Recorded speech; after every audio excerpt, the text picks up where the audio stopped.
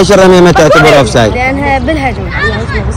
اوف سايد لأنه يعني هو اللاعب طلعها. متى؟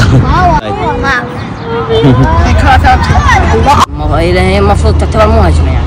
لأن الرمية اكو رمية تصير بالإيد واكو رمية تصير بالفاول. هي فاول.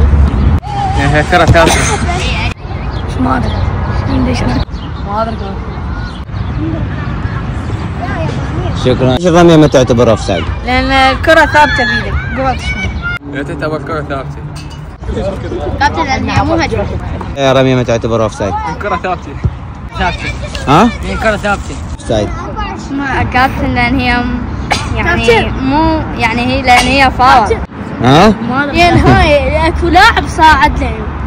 اكو لاعب صاعد له. لأنه هي بالإيد ونفس الفاول بالإيد يعني هسه انت عندك فاول وبالرجل تكون بها اوف سايد وبالإيد ما تكون بها اوف سايد نفس الفاول.